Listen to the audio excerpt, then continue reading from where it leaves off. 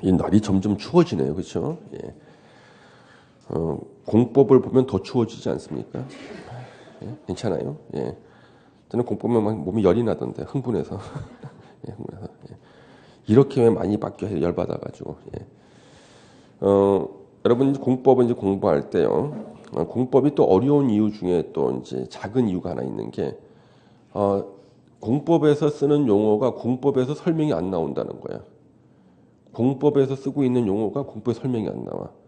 다른 법에 있는 거예요. 헌법이나 이런 법이에요. 그래서 그런 것들은 제가 한꺼번에 요약 정리를 해드려야 돼요. 그래서 146페이지 국토계획법을 보기 전에 제가 먼저 요약 정리를 해드리는 게 있어요. 이게 뭐냐 그러면은 행정 조직의 체계입니다. 행정 조직의 체계. 이건 제가 써드리는 거예요. 선생님, 이 행정 조직의 체계를 왜 책에다 기초서에다 안 넣어놨나요? 수시로 바뀌어. 행정 조직의 체계가. 왜냐하면 안 바뀌는 건 이제 우리 헌법은 안 바뀝니다만은 헌법하고요, 정부 조직법하고 지방자치법이라는 게 있어요.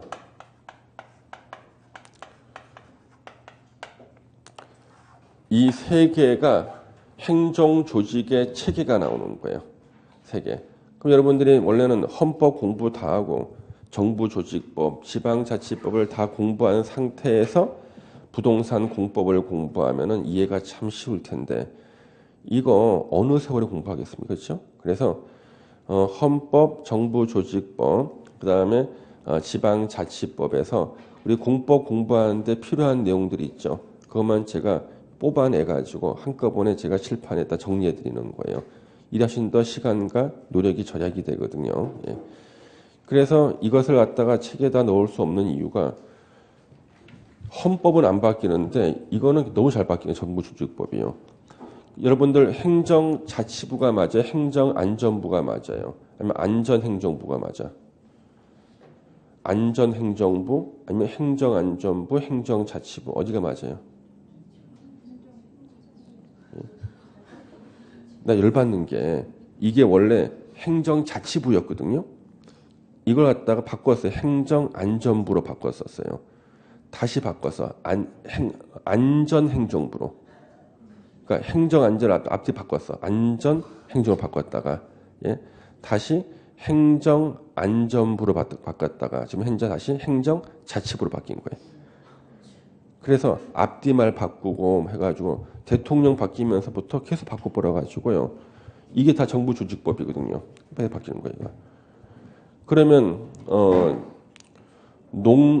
농림축산식품부 현재 농림축산식품부 등요. 예전에는 축산자가 빠졌어요. 농림수산식품부였어. 수산자가 축산으로 바꿨어. 예, 농림축산식품부가 되었어요. 예. 그러니까 이런 것들이 계속 바뀌거든요. 예. 그래서 저는 보니까 얼마 전까지는 행정안전부였다가 이제 행정자치부로 바뀌었는데요. 다시 옛날에 돌아간 거죠. 한 바퀴 빙 돌아가지고. 그러면 이거 바꾸면은요 예산이 수십억이 깨져요. 간판 다 새로 만들어요. 전국에 행정자치부 간판을 달아야 될 게 엄청나게 많고 다 새로 한 거예요. 예, 새로 바꾸는 거예요. 그 저는 그러면 10년 전에 행정자치부일 때 그때 띄어놨던 간판 다시 붙이면 좋을 텐데 창고에 넣어놨다가 다 새로 바꾸는 겁니다. 이게 엄청난 예산 낭비입니다. 그러면 사람은 바뀌었는가? 그대로야. 하는 일도 그대로야. 이름만 바꾸는 거지, 이름만. 예. 그래도 우리는 법에서 바뀐 게 안 나면 다 출제 오류예요. 예. 바뀐 대로 해야 돼요. 그래서 이게 너무나 수시로 바뀌어가지고 넣을 수가 없습니다. 이거는요. 계속 바뀌니까. 요 세 개의 법을 이제 종합 정리한 우리 행정 조직의 체계를 알아야 돼요. 그래야지만 99%를 암기 안 하고 넘어갈 수가 있어요. 우리나라 행정의 수반은요 대통령입니다. 이제 대통령은요 두 개의 지위를 가져요. 국가 원수로서의 지위와 행정부의 수반으로서의 지위를 가져요. 그래서 국가 원수로서는요 대법원장이나 국회의장보다 위에요. 근데 행정부의 수반으로서의 지위는 사법부인 대법원장, 입법부인 국회의장하고 같은 레벨이 돼요. 행정부 수반일 때는요. 그래서 두 가지 지로, 행정부의 수반 겸 국가원수의 지로 가집니다. 대통령이 행정조직에서는 최상위에 있어요. 대통령 밑에 국무총리가 있습니다. 국무총리가 이렇게 있고요. 국무총리 밑에 각 부의 장관들이 있습니다. 장관들. 주요한 장관들 보면 국방부 장관도 있겠죠. 국방부 장관도 있고, 그 다음에 교육부 장관도 있죠. 교육부 장관도 있고, 그 다음에 기획재정부 있습니다. 기재부 장관. 기재부 장관도 있고. 자, 우리가 친숙한 장관이 나옵니다. 국토교통부 장관. 국토부 장관이죠. 국토부 장관 등등 이렇게 있는 거예요. 등등 있어요. 그다음 이 장관 밑에는요, 이제 지자체장들이 나옵니다. 이제 그 지자체장들, 서울특별시장이 있고요. 서울특별시장, 이제 광역시장들이 있습니다. 광역시장이 있고, 그리고 도지사가 이렇게 있어요. 도지사. 그다음에 이제 좀 특이한 것이 있는데요. 세종특별자치시장이 있습니다.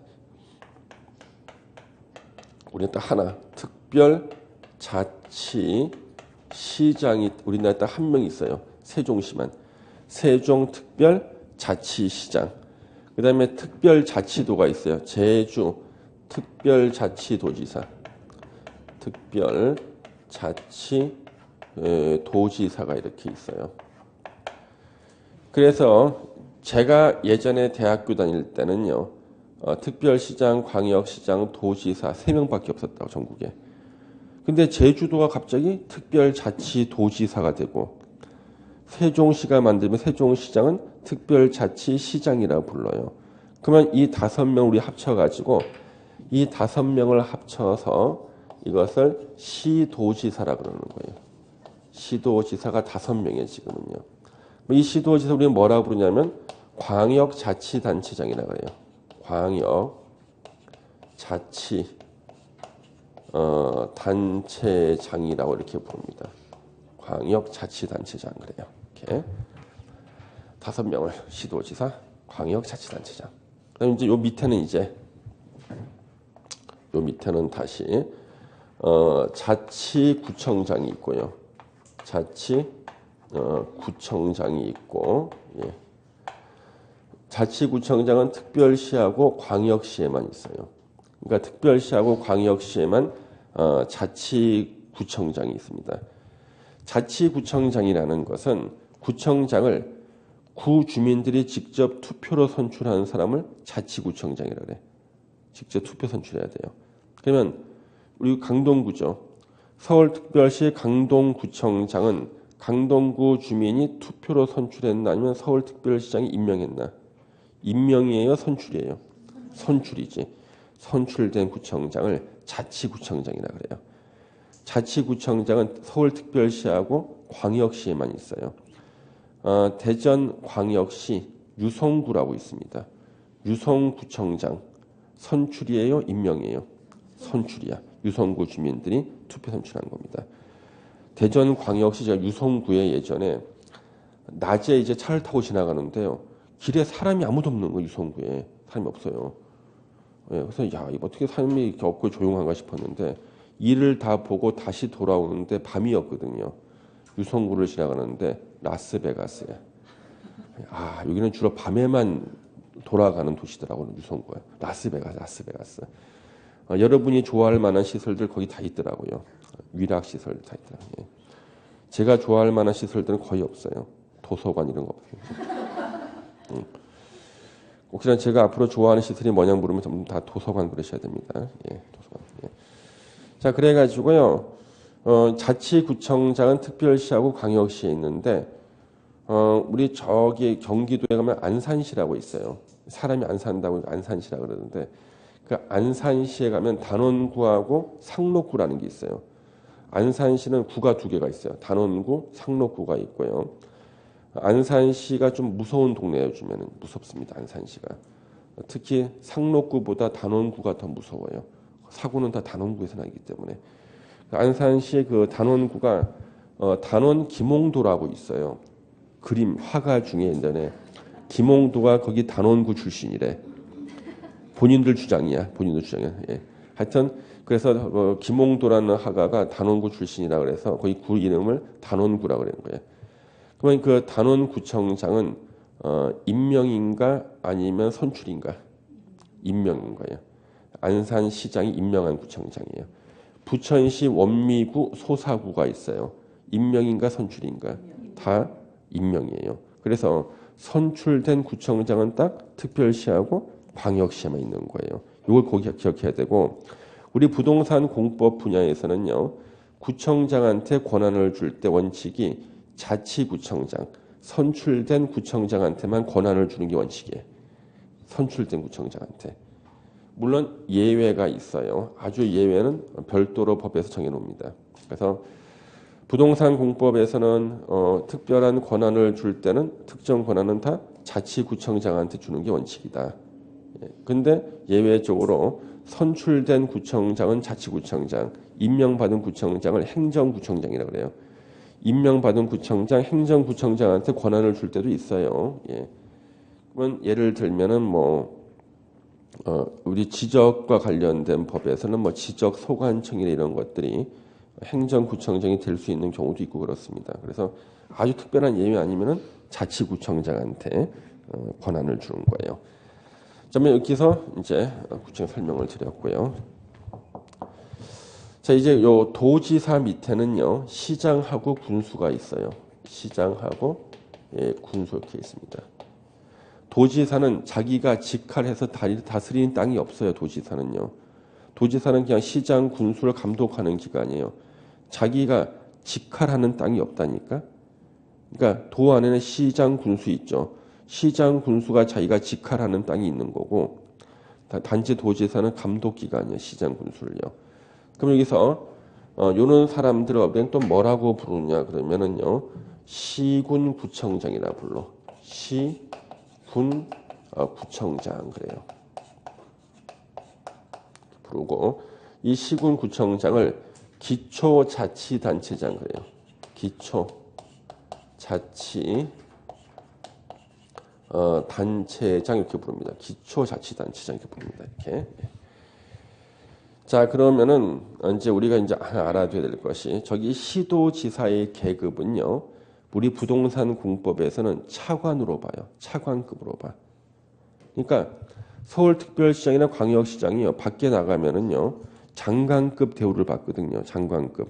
그런데 우리 법에서는 우리 부동산 공법이라는 법에서는 시도지사는 계급이 차관급이다. 이렇게 이해하셔야 돼요. 차관급의 계급을 주는 겁니다. 그러면은 우리가 부동산 공법 책 어디를 넘기더라도 이런 사람들이 다 나와. 예. 어느 필 넘겨도 다 나와 이거. 나올 때마다 이걸 외우는 것은요. 절대 불가능해요. 부동산 공법 책의 특징은 페이지를 넘길 때마다 특별시장, 광역시장, 시장군수 쭉 나와 그냥 다 나와.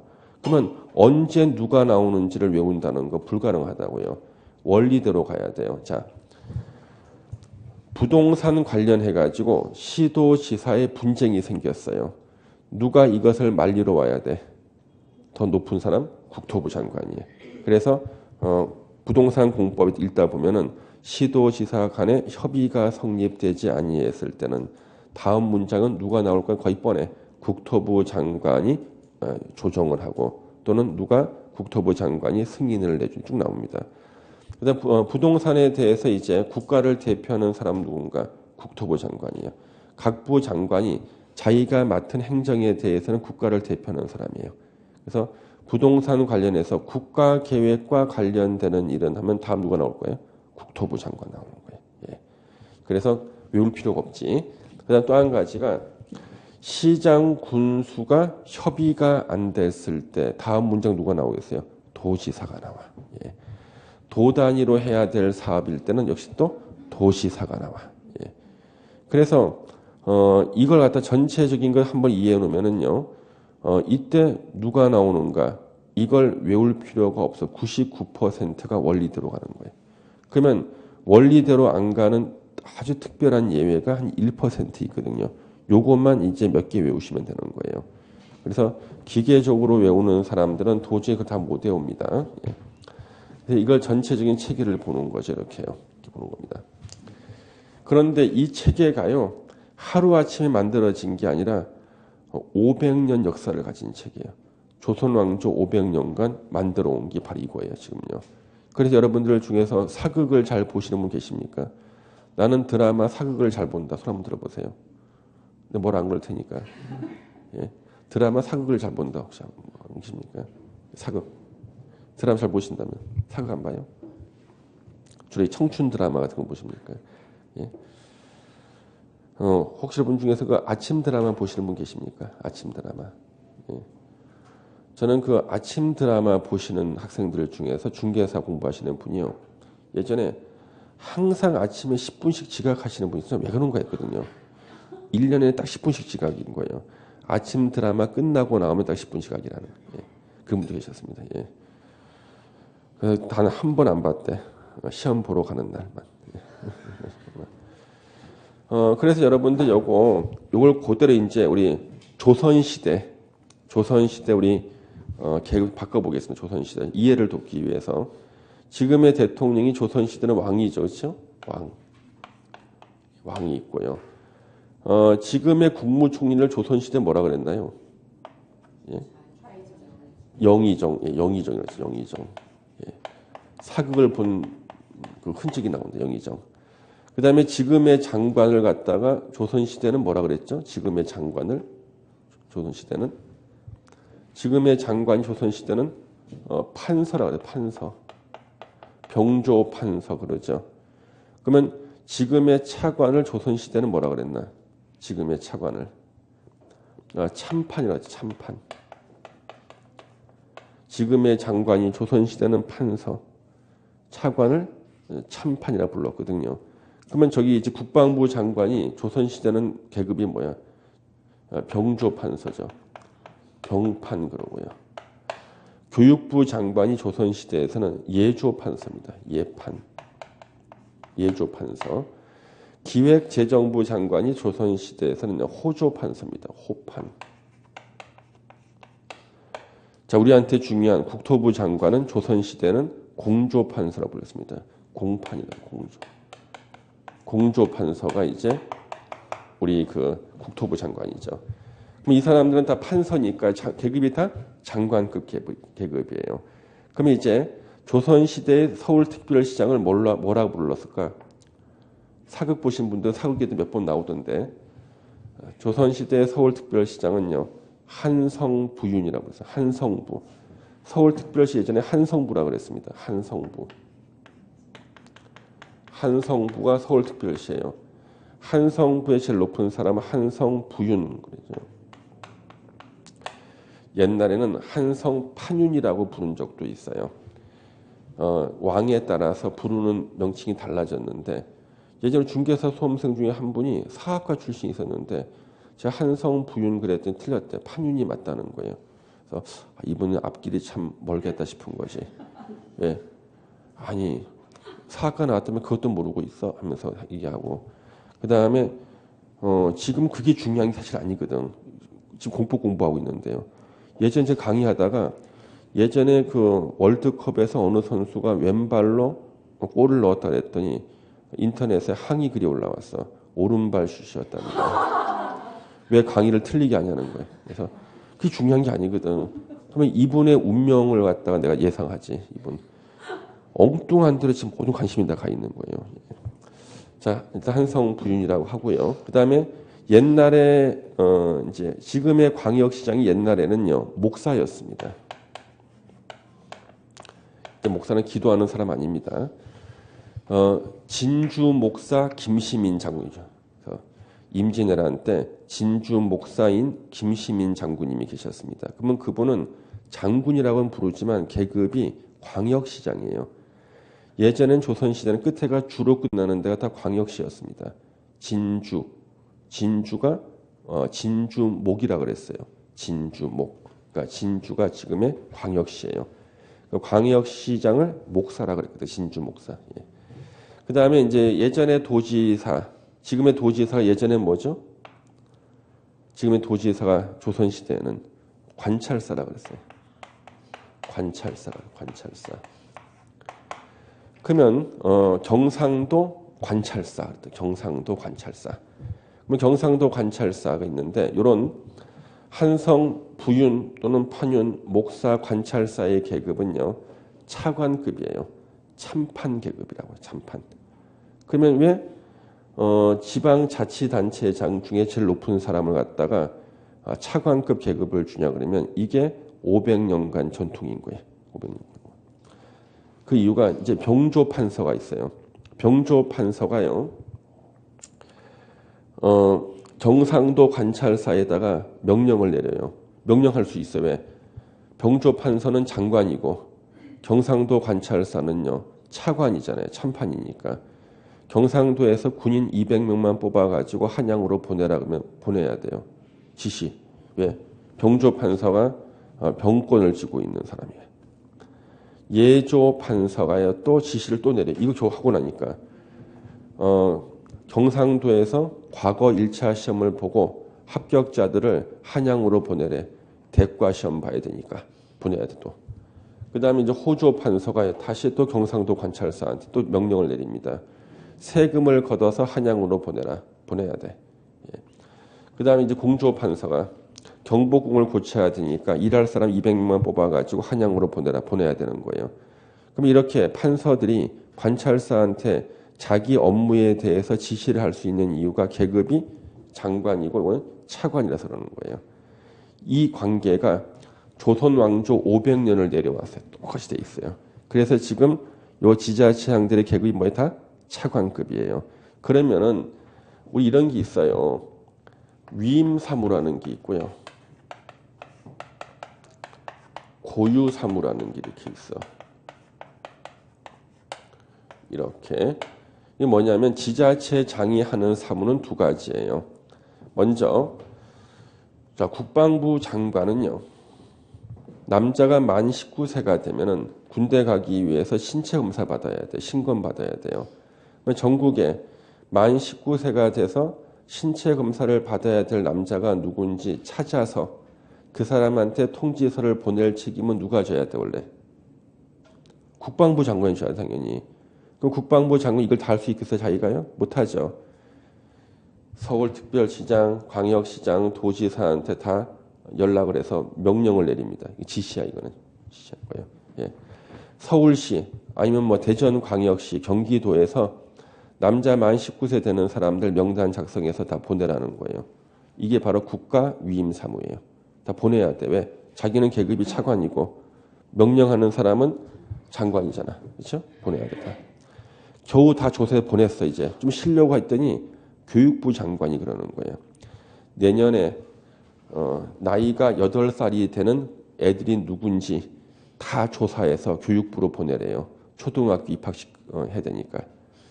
또 다 조사해서 보냈어. 이제 좀 실만하고 있는데 또 다른 장관이 기획재정부 장관이 각종 세금과 관련되는 낼 사람이 누군지 좀 알아서 보내라는 거. 조사해서 보내야 돼. 그 다음에 또 실력을 했더니 이제는 국토부 장관이 자기가 해야 될 부동산 규제를 시도지사 보고 네가 좀 하고 나서 자기한테 결과를 보고하라는 거예요. 보고해야 돼. 왜? 다 시도지사는 계급이 다 차관급이기 때문인 거예요. 그래서 조선 왕조 500년간 이 내려온 전통이 뭐냐면 지방자치단체장은 계급을 항상 차관급을 줘요. 그래야지만 중앙부서의 판서한테 대들질 못하거든요. 이게 500년간 내려온 전통이에요. 그 다음에 이 관찰사 밑에는요. 현감하고 현령이 있어요. 현감하고 현령. 사극에 보면 우리 흔히 사또라고 나오죠. 사또는 계급이 두 종류가 있어요. 같은 사또라도 현감인 사또가 있고 현령인 사또가 있어요. 현감이 시장, 현령이 군수야. 그래서 현령이 현감이 되면 승진하는 거예요. 예. 그러면 관찰사의 역할은 뭐냐 그러면 현감하고 현령을 감독하는 역할이에요. 지금 도지사 역할입니다. 그러면 관찰사는 자기가 직할하는 땅이 없어요. 현감하고 현령이 직할하는 땅을 가지고 있고 현감하고 현령을 감독하는 게 관찰사인데요. 관찰사를 다른 말로 감사라고 불렀어요. 경상감사, 평안감사. 이때 감자가 감독할 감자야. 그래서 이게 그대로 지금도 이렇게 연결돼 내려오는 거거든요. 그러면 우리 조선시대의 대원칙이 뭐였냐 그러면요. 계급을 정할 때 학문 연구 기관의 장은요. 계급을 높은 계급을 줘요. 그래서 조선시대 국립대학 역할을 했던 것이 홍문관이라는 데가 있었어요. 홍문관의 장을 대제학이라 그러는데 대제학의 계급이 판서 계급이에요. 장관 계급을 줘요. 그래서 홍문관 대제학이 지금의 국립대학교 총장인데요. 지금 현재 우리 국립대학교 총장의 계급은 장관급입니다. 500년간 전통이에요. 국립대 총장은 장관 중계 500년 전부터야. 홍문관 대제학이 판서 계급이에요. 또 한 가지 대원칙이 뭐냐면 권력을 휘두를 만한 자리는 계급을 한 계급 낮춰요. 그래서 차관급을 줘요. 그럼 여러분들 왜 사극에 보면 도승지라고 나오지? 도승지. 도승지가 지금의 어떤 계급입니까? 도승지. 대통령 비서실장이에요. 도승지. 그래서 그 도승지의 계급은요. 차관 계급이에요. 조선왕조 500년간. 그래서 참판이에요. 도승지는요. 왜냐하면 대통령 비서실장이라 그래가지고 엄청난 권력을 막 휘두릅니다. 그래서 계급이라도 한 등급 낮추는 거예요. 그래서 이제 경복궁을 지나가다가 홍문관 대제학하고 도승지가 만났습니다. 누가 먼저 인사해야 돼? 도승지가. 그 다음에 자리 배치할 때 누가 저기 밑에 가서 앉아 있어야 돼? 도승지가. 이렇게라도 만든다니까요. 이 전통이 지금도 내려와 가지고요. 이제 해방되고 난 다음에 제1공화국 대통령 누구야? 이승만 대통령 때. 그때 청와대 비서실장의 계급은 차관급이었어요. 계속 차관급 되다가 박정희 대통령 때는 갑자기 장관급을 주는 거예요. 그러니까 청와대 비서실장은 전통적으로 계급이 뭐였어요? 다 차관급이었다가 가끔 대통령들의 성향에 따라 가지고 정부 조직법을 개정해 가지고 장관급을 주는 경우도 있었다고요. 근데 원칙은 다 차관급을 주는 거예요. 이 전통이거든. 저는 이제 퀴즈 내볼게요. 전라북도에서 가장 계급이 높은 사람이 누군가? 전라북도에서 국가 행사를 하는데 자리 배치할 때 최상석을 누구한테 줘야겠어요? 예? 지금 관찰할 수 없지. 지금 누구한테 줘야 돼? 근데 그렇게 얘기하면 도지사라면 어떡해. 전북대학교 총장님이지. 시컨 설명하고 나서 또 엉뚱한 소리 하고 있어. 국립대 총장이 장관급이라니까. 물론 오시는 분들이 누구한테 먼저 인사를 하겠어. 도지사가 싫으니까 도지사한테 막 인사하겠지만 자리 배치라든가 상석은 형식적으로 누구예요? 전북대 총장님이지. 국립대 총장님이 장관인데 경북대 총장님 장관이에요. 부산대 총장님도 장관이에요. 서울대 총장님도 장관이고요. 총장은 다 장관이에요. 그렇게라도 해야지만 학문 연구하시는 분들에 대한 예우를 하잖아요. 예우요. 예우를 하는 겁니다. 예우를 해주는 거죠. 그래서 이 전통이 계속 내려왔다는 거죠. 그러면은 이걸 우리가 외우는 게 아니라 이거는 이제 이해를 하는 거죠. 이렇게 이해하고 나서 다 이제 또 우리가 그 행정의 기본 단위가 있어요. 행정의 기본 단위는요. 특별시, 광역시, 특별자치시, 특별자치도, 시, 군 6개예요. 도는 행정의 기본 단위가 절대 아니에요. 도는 시장, 군수를 감독하는 기관이고 행정의 기본 단위는 도가 빠져요. 대신 시, 군이 들어가는 거예요. 그러면 행정 책임자는 바로 뒤에 붙어있는 특별시장, 광역시장, 특별자치시장, 특별자치도지사, 시장, 군수. 그래서 6명이 되는 거예요. 6명. 6명이 우리나라 행정의 기본 단위의 책임자가 되고요. 도지사는 행정의 기본 단위가 아니기 때문에 부동산 공법에서 행정의 기본 단위의 책임자들이 나올 때는 도지사가 빠져요. 시험에서는 슬쩍 집어넣어 틀리게 만들겠죠? 빠지는 거예요. 예. 그걸 알아셔야 돼요. 그 다음에 여기 시장 중에요. 우리 12년 전에 등장한 게 있어요. 시장 중에 50만 이상, 인구 50만 이상인 시의 시장을 갖다가 대도시 시장이라고 불러요. 대도시 시장이라고 부른다. 이걸 이해하셔야 돼요. 시장 중에서 인구 50만 이상의 시의 시장을 대도시 시장이라고 그런다. 12년 전에 처음 등장했는데 대도시 시장이 왜 중요하냐 그러면요. 옛날에는 도지사 권한이었던 것을 50만 이상의 시의 시장한테 다 이양해 버렸어요. 그러니까 도지사는요. 50만 이상의 시의 시장한테는요. 이래라 저래라 할 것이 요만큼밖에 안 남아서 지금 요만큼밖에 안 남아서 거의 없어. 예. 그래서 50만 이상의 시, 우리가 수원시는 50만 이상이죠. 수원시. 그렇죠? 수원시는 50만 이상이다 보니까 수원시장 그럴 때는 인구를 고려하지 않고 부를 때는 그냥 수원시장이라 부르는데 법에서 특히 인구를 고려해서 부를 때는 수원시장은 시장 중에서 대도시 시장이에요. 그러면 수원시장이 경기도지사가 전화하잖아요. 전화 안 받아요. 아쉬울 게 하나도 없거든요. 예. 누구십니까? 전화 끊어버려요. 예. 필요가 없어. 그러면 현재 전국의 도지사 중에서 가장 힘을 많이 쓸 수 있는 강력한 권한을 가진 도지사가 누굴까요? 그럼 반대로 전국 도지사 중에 제일 힘없는 도지사가 누굴까요? 경기도지사. 왜? 50만 이상인 시가 제일 많은 데가 경기도거든요. 그러면 가장 재미없는 도지사가 경기도지사, 가장 최고로 좋은 도지사가 경상남도 도지사예요. 예. 왜 그러냐 그러면 그러면 선생님 인구 적은 시가 많은 것은 강원도라 등이 더 많지 않은가요? 인구가 너무 적어서 한 10만 된다 그러면요. 뺏어 먹을 게 없어 너무 적으면. 인구가 한 40만, 45만 되면 얼마나 좋아. 뺏어 먹을 거는 많지만 대들 수 있는 50만 안 되잖아. 예. 그렇잖아요. 예. 그래서 경상남도가 최고 도지사입니다. 예. 도지사 입장에서는 제일 좋은 보직이죠. 그래서 50만 이상 시가 점점 늘어난 거예요. 경기도가요. 그래서 10년 전에요. 남양주시가 50만을 돌파했어요. 그러면 남양 사시는 계십니까? 남양주. 안 계세요? 예. 남양주에 혹시 아시는 지명이 있어요? 남양주에 아시는 지명. 진접, 별내, 오남, 예, 퇴계, 진건, 와부 있잖아요. 이게 다 남양주거든. 여기가 막 개발돼서 50만 돌파한 거예요. 10년 전에. 그래서 50만 번째 주민등록 이전하신 분한테 남양주 시장이 울면서 감사패 전달식을 했어요.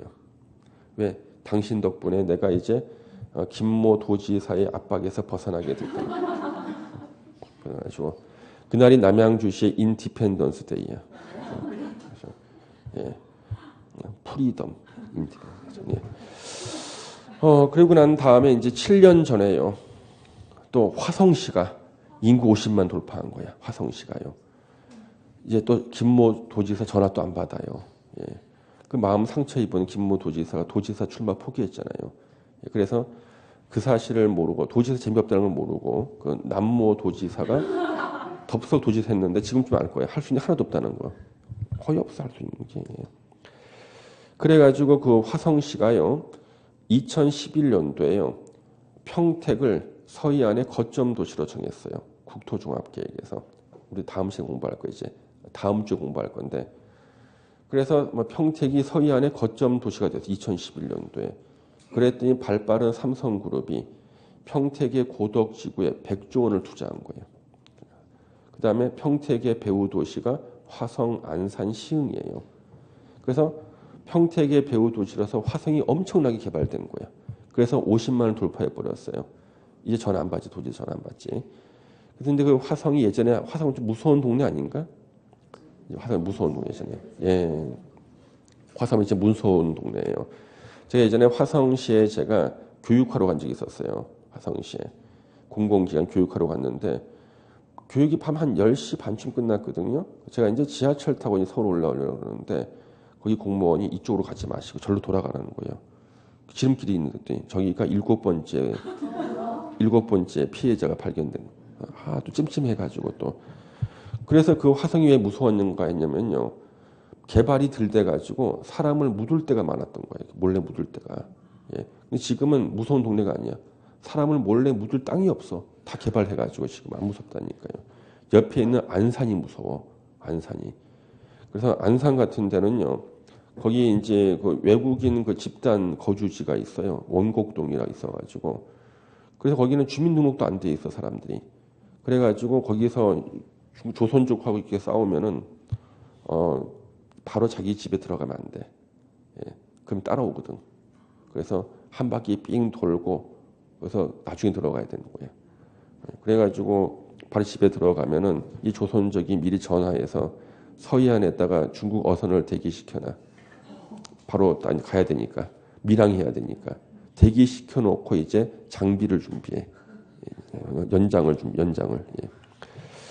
그래가지고 이제 그 원곡동 주변에 분식집 가서는 고기만두를 안 먹어요. 우리가 고기만두를. 진짜라니 농담이면 진짜라니 안 먹는데 사람들이 왜 안 먹냐 그랬더니 뭔가 좀 찜찜하고 그래서 안 먹고요. 요즘에는 저기 서울 대림동에서도 안 먹어 고기만두 같은 거. 예. 예, 안 먹어 좀 찜찜해가지고. 그래서 거기는요 단원구 같은 데는 또 이제 그 길에 이게 검은색 비닐봉지가 있잖아요. 사람들이 뭔지 못 열어봐. 겁이 나서. 예전에 열어봤다가 사람 손도 나오고 막 그랬거든. 예. 예전에 지하철 안산역 화장실에서도 그래서 무서워요. 거기가 왜냐하면 개발이 중간중간만 돼가지고요. 중간중간에 빈 땅들이 그렇게 많아요. 예.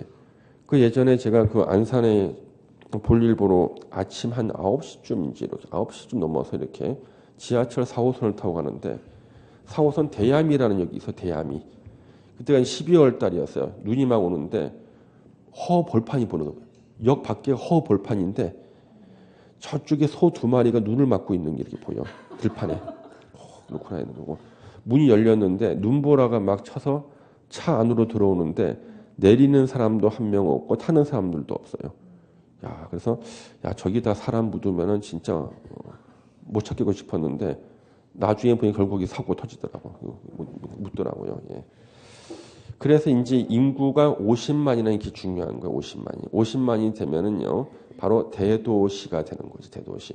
그래서 지금 현재 경기도지사가 전화했을 때 전화 안 받는 시장들이요.